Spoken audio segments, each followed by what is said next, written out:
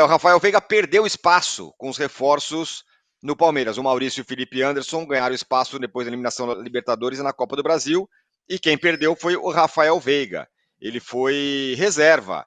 Estamos falando sobre um novo Palmeiras ou uma reformulação, não reformulação, mas um ajuste no Palmeiras, Danilo? É um ajuste que pode ter sido. Pode não. Certamente será tardio se você considerar as Copas, né? O Palmeiras já caiu da Libertadores, já caiu da Copa do Brasil, ainda tem como buscar o Campeonato Brasileiro. É um ajuste porque. Tardio, eu digo, porque a gente já fala que o Veiga não está na sua melhor forma faz um tempo. O Veiga já foi deslocado para a esquerda, voltou para a direita e não conseguiu jogar da melhor forma possível. E aí eu estou colocando aqui o patamar que o próprio Veiga nos mostrou. Não é o patamar que eu imagino que ele pode chegar. Não, é o que ele mesmo já jogou. Ele não está jogando nem perto disso. E agora o Abel está fazendo esse ajuste e dando chance para o Maurício. O Maurício aliás, está indo bem nas chances que teve. O Palmeiras também, além do Veiga, que caiu de produção e fica no banco, tem também o Zé Rafael. Neste caso, o Zé Rafael já estava ali oscilando, né? Não dá para falar que era um titular absoluto, como é o caso do Veiga, mas que também perdeu espaço. E aí é um ajuste que o Abel está fazendo com essas eliminações nas costas já, e que provavelmente fica tardio. E a comparação que eu já faço é a questão que eu até acho que precisa de um pouco mais de tempo para a gente ter certeza se a gente vai poder usar a mesma régua de comparação, mas inicialmente é a mesma demora que o Abel teve para acertar o time no ano passado. O Palmeiras mostrou por 45 minutos que poderia ter passado do Botafogo e poderia ter feito do Boca Juniors, e poderia ter feito mais uma final de Libertadores, que não aconteceu. O Palmeiras ficou por 45 minutos ali massacrando o Boca Juniors com a entrada dos moleques, e o que o Abel demorou. E aí os moleques, né, no caso mais o Andy, que entrou na reta final do Brasileirão e correspondeu e terminou o trabalho que já tinha sido feito, aí sim por essa base, né? Então a gente fala, claro que a reformulação é tardia, mas não dá para colocar toda a conquista só nas costas do Endrick, porque o Palmeiras fez pontos antes da entrada do Endrick, e agora é a mesma coisa. Se o Palmeiras eventualmente conseguir chegar ali na reta final lutando pelo título do Brasileirão, não dá para colocar só nas costas do Maurício ou só nas costas do Estevão, porque antes mesmo dessas mudanças o Palmeiras já estava se candidatando e já tinha o colchão de pontos, digamos assim, para poder brigar por esse título brasileiro. E para responder o superchat rapidinho, antes que eu esqueça, do Thiago, o ponto aqui, Thiago, não é exatamente o quanto o Botafogo pagou, porque se a gente colocar isso, por exemplo, vamos usar o exemplo do Palmeiras que eu estava falando agora, o Palmeiras contratou o Richard Rios por 5 ou 6 milhões de reais e tem proposta recusada de 20 e poucos milhões de euros.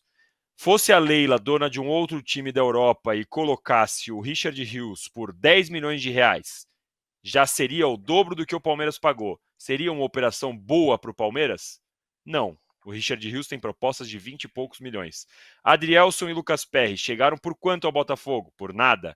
Foram vendidos por 3, 4 milhões de euros. Era realmente o valor que eles tinham? O Adrielson e o Perry chegaram à seleção brasileira. Então fica essa comparação. A comparação aqui não precisa ser do quanto o Botafogo lucrou, mas quanto ele deixou de ganhar, considerando que eles foram para um time, mesmo time do dono, que aliás está vendendo todo mundo agora, notícia agora da semana passada, colocou todo mundo à venda porque precisa vender para cumprir as regras, veja só você, do fair play financeiro europeu. Essa é a diferença. Lá existe essa regra, aqui não existe, né? Não tem essa regra aqui no Brasil. O Caio Carvalho fala: a diferença do Paulo Nobre é que ele emprestou dinheiro a juros baixos, porém esse dinheiro já foi devolvido. Botafogo é bairro, diz aqui o Caio Carvalho. Sobre isso, o Caio, mas como falar, tem que ter fair play financeiro, mas qual é a regra do fair play financeiro? E se na regra colocar não pode emprestar juro baixo? E aí? Então o Palmeiras está condenado? Exato. Tem que estabelecer a regra, esse é o ponto. Porque no caso o que salta aos olhos do Textor é que ele gasta acima do que o Botafogo fatura. No caso do Paulo Nobre, ele pôs um dinheiro que na época era muito mais do que o Palmeiras tinha, só que ele não contratou a mais do que poderia. Basta lembrar que o Palmeiras quase caiu em 2014. O Sim. dinheiro usado do Paulo Nobre foi para pagar o que estava atrasado, que era como se surgisse agora, sei lá, vamos chutar aqui um corintiano famoso, Washington Oliveto, colocasse bilhões que ele tem e reformulasse o Corinthians, pusesse o Corinthians andando de novo.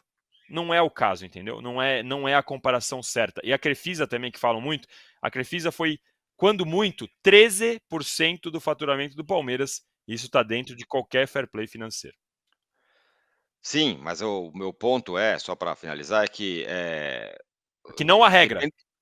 não há regra. E se a regra for, não pode uma empresa Perfeito. financeira patrocinar um clube. Pronto, tá aí uma Perfeito. regra determinada. Aí o Sim. Palmeiras sai a Crefisa do Palmeiras. Não pode, vou falar uma loucura aqui, não pode uma mulher ser presidente.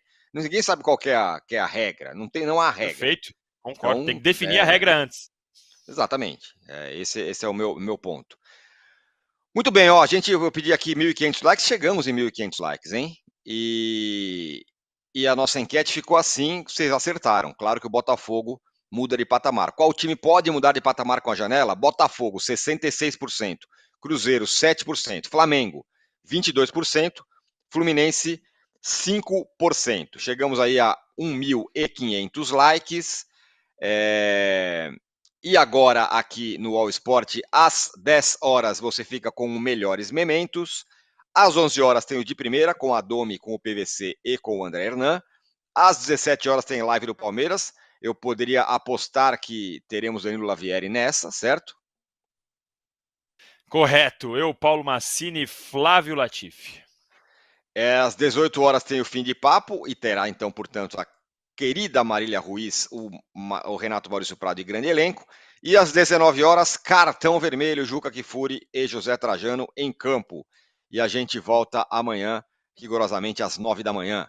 Valeu, Arnaldo, valeu, Danilo, todos vocês que interagiram com a gente aqui com muita educação e alegria. Valeu, tchau.